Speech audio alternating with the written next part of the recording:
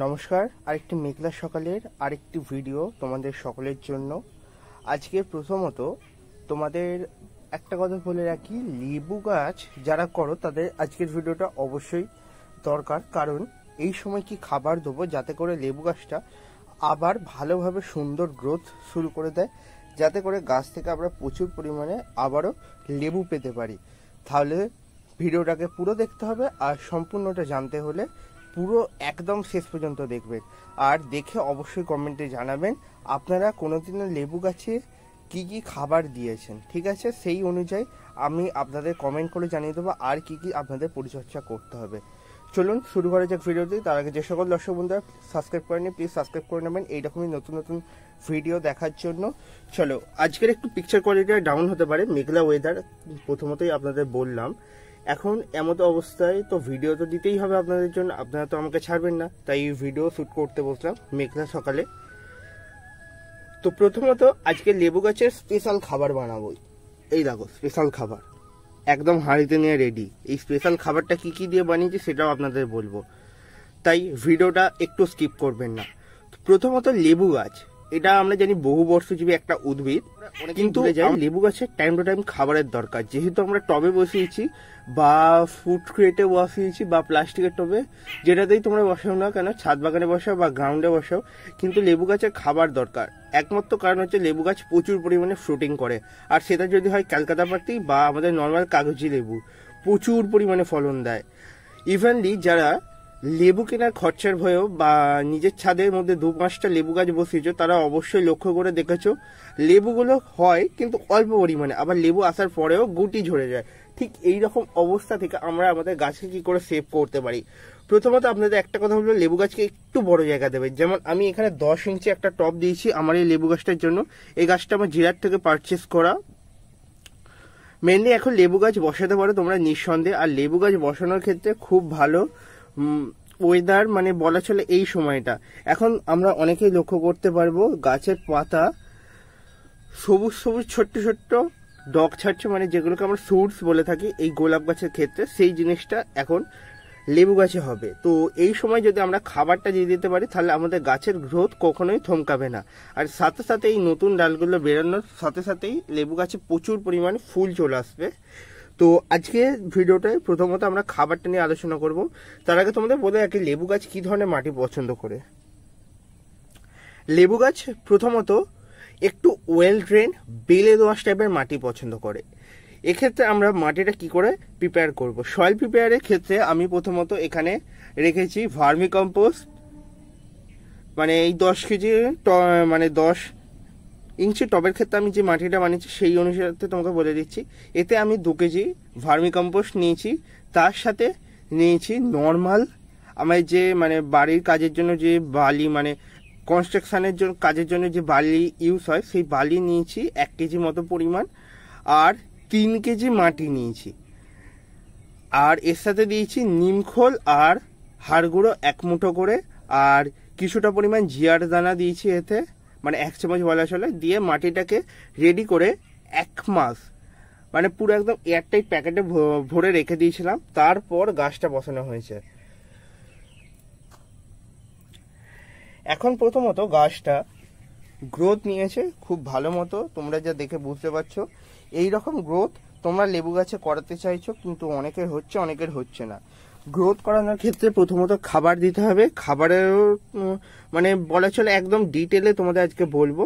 খাবারটা মেনলি আমি যেটা দিয়ে প্রিপেয়ার করেছি, যে যে খাবারগুলো মানে এর মধ্যে রয়েছে সেগুলো তোমাদের বলে দিই একে একে। দেখে নিতে পারছো তোমরা এখানে এখানে রয়েছে সর্ষের খোল, হাড় গুঁড়ো, আর নিয়েছি ডিএপি, তার সাথে নিয়েছি এনপিকে 10-26-26। এইগুলো আমাদের প্রচুর সাহায্য করবে গাছের সুন্দরভাবে গ্রোথের জন্য। আর এর মধ্যে কিছুটা সিউড গ্র্যানুলস নিয়ে নিয়েছি, যেটা নিচে চাপা পড়ে গিয়েছে। এই সিউড গ্র্যানুলস সিউড এক্সট্রাক্ট, মানে যে সিউইড বলতে তোমরা কোরাল বোঝো, কোরাল এটা ডিকম্পোজিং এর মধ্যে দিয়ে এই খাবারটা রেডি হয়েছে, যেটা গাছের পক্ষে সত্যি অনেকটা সাহায্য করবে ভালো গ্রোথের জন্য। এটা একটা হেল্পফুল ফার্টিলাইজার বলা চলে। তো তো খাবার দেওয়ার আগে প্রথমত মাটিটাকে একটু খুঁচিয়ে নেওয়ার চেষ্টা করবে। বৃষ্টি হয়েছে জানি, তবুও কিছু করার নেই, মাটিটা খুঁচিয়েই গাছে খাবার দিতে হবে।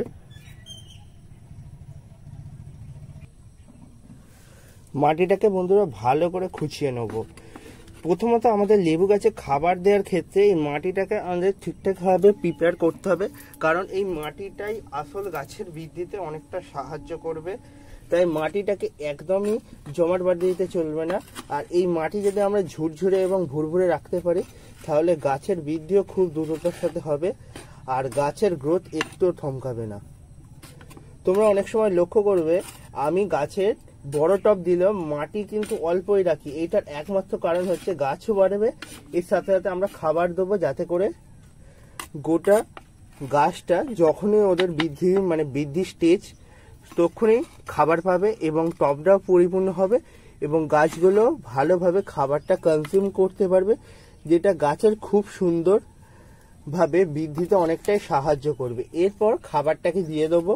খাবারটা বন্ধুরা কতটা পরিমাণ দেবো সেটাও তোমরা অনেকে জানতে চাইবে। খাবারটা প্রথমত আমি এইখানে এই 10 ইঞ্চি টবের ক্ষেত্রে 2 চামচ দিলেই যথেষ্ট। কেউ বলবে বেশি দেবো বা কম দেবো, 2 চামচ যথেষ্ট। কিন্তু তোমাদের বারে বারে খাবার দিতে হবে। ধরো 15 দিনের ব্যবধানে এই খাবারটা তোমরা বানাবে, আবার গাছে দেবে, আবার 15 দিনের ব্যবধানে আবার বানিয়ে আবার গাছে দেবে। এই খাবারটা বানিয়ে যেন একদম স্টোর করে রেখে দিও না। এটা মিক্সার রেডি হচ্ছে, কিন্তু এতে রাসায়নিকও রয়েছে, যেটা গাছের পক্ষে হার্মফুল এফেক্ট ফেলতে পারে যদি আমরা অনেকদিন ধরে রেখে দিই। কারণ এতে অনেক ধরনের রাসায়নিক গুণাগুণ সম্পন্ন সার থাকবে, যেটা নিজেদের মধ্যে বিষক্রিয়া করবে, তার কারণে গাছের হেলথের উপর এফেক্ট পড়বে। তো এখান থেকে আমি 2 চামচ নিয়ে নিলাম। 2 চামচ নিয়ে জাস্ট টবের চারিপাশে ছড়িয়ে দেবো, আর কোনো কাজ নেই। একদম সিম্পলি তোমরা ছড়িয়ে দেবে, ব্যাস আমাদের গাছে খাবার দেওয়া কমপ্লিট। এরপর চলে আসো রোগ পোকার সমস্যা নিয়ে। রোগ পোকার সমস্যা লেবু গাছে থাকবে না, এটা কি হয়? হাজারো হোক, আমাদের লেবু গাছ ছাদ বাগানের মধ্যে রয়েছে, একটা ছোট্ট গাছ, সুন্দর সুইট গাছ, কিন্তু পোকামাকড়ের উপদ্রব আমাদের এই ছোট্ট গাছের প্রতি। কেননা পোকামাকড় এই সুন্দর ছাদ বাগানকে কোনোদিনও সুন্দর হয়ে উঠতে দেবে না, সব সময় কিছু না কিছু একটা উপদ্রব করবে এবং আমাদের একটা চ্যালেঞ্জিং পরিবেশের মধ্যে ফেলবে। এক্ষেত্রে আমি প্রথমত লেবু গাছে পোকার উপদ্রব, তোমরা দেখতেই পাচ্ছ পাতা অনেক সময় এই রকম হয়ে ওঠে। এ দেখো পাতাগুলো দেখছো কিরকম হয়ে গিয়েছে। পাতা যদি হয়ে যায় তাহলে কি করব? প্রথমত এটা মাটির সমস্যার কারণে হতে পারে, বা গাছে পাতা ছিদ্রকারী পোকা বা ম্যাপ পোকা যেগুলো আমরা বলে থাকি। এই দেখো, দেখতে পাচ্ছ, এই সকল পোকার উপদ্রবের কারণে হয়। এটা প্রথমত মাটি থেকে পোকাগুলো উপরে ওঠে, সেহেতু আমরা মাটিতে প্রতি মাসে একবার করে 2 থেকে 3 চামচ যদি নিমখোল দিয়ে দিতে পারি, সেটা গাছের খাবারেরও কাজ করবে এবং গাছের সুন্দর বৃদ্ধিতেও সাহায্য করবে। আর মোটামুটি ভাবে আমরা যদি গাছে টাইম টু টাইম কীটনাশক প্রয়োগ করি, কীটনাশকের ক্ষেত্রে আমাদের ডিফারেন্ট ভেরিয়েন্ট কীটনাশক রয়েছে, জৈব, রাসায়নিক। একটা তোমাদের কথা বলি, আমি যেটা অনেকদিন গাছ করার ফলে রপ্ত করতে পেরেছি। কীটনাশকের ক্ষেত্রে আমাদের প্রথমত এক ধরনের কীটনাশক গাছের ইউজ করলে চলে না, আমাদের প্রথমত ঘুরিয়ে ফিরে কীটনাশক প্রয়োগ করতে হবে এবং সেটা জৈব এবং রাসায়নিক দুটো উভয়ের মিশ্রণে। ধরো 1 সপ্তাহ জৈব দিলে তার পরের সপ্তাহে বা তারপরের সপ্তাহে রাসায়নিক দিলে, ঠিক এরকম ভাবে যদি আমরা ঘুরিয়ে ফিরে গাছের খাবারটা দিই বা কীটনাশক প্রয়োগ করি, সেহেতু গাছেরও কোনো সমস্যা হবে না এবং পোকামাকড় গুলো তোমার গাছ ছেড়ে দ্রুততার সাথে চলে যাবে। তো এই ছিল আজকে আমাদের ভিডিও। তো কেমন লাগলো জানাবেন। আর যারা গাছের বিষয়ে আরো ডিটেলে জানতে চান তারা আমাদের হোয়াটসঅ্যাপ গ্রুপ জয়েন হয়ে নিন এবং অবশ্যই কমেন্ট করে জানান আমি যে খাবারটা আপনাদের বললাম এই খাবারটা আপনারা কোনোদিন বানিয়ে গাছে দিয়েছেন না, আজকে নতুন জানেন, এবং অবশ্যই সকলে গাছে প্রয়োগ করবেন। আজকের ভিডিওটা আপনাদের অনেকটাই হেল্প করবে আশা করছি, এবং যারা এতক্ষণ ভিডিওটা মন দিয়ে সহকারে যত্ন সহকারে দেখেছেন তাদের অনেক অনেক ধন্যবাদ। পরবর্তীকালে ভিডিওগুলো এরকম ভাবে আপনারা দেখবেন, আর আরো নতুন নতুন ভিডিও আসছে আমাদের গার্ডিয়ান বাংলা চ্যানেলে। আর একটা কথা আপনাদের বলতেই ভুলে গেলাম, Guardian Bangla channel 2K subscriber কমপ্লিটের একদম মুহূর্তে কাছেই চলে এসেছে, তাই যে যতটা পারবেন সাবস্ক্রাইব করবেন। আজকের ভিডিওটা বন্ধুরা এখানেই কমপ্লিট করলাম। যারা এখনো সাবস্ক্রাইব করেন প্লিজ সাবস্ক্রাইব করে দেবেন। তো আপনার একটা সাবস্ক্রাইব আমাকে অনেকটাই মোটিভেট করে এরকমই নতুন নতুন ভিডিও বানানোর জন্য আপনাদের। চলো আজকে আসি, আবারও দেখা হবে নতুন ভিডিওর মধ্যে দিয়ে আপনাদের সকলের সাথে।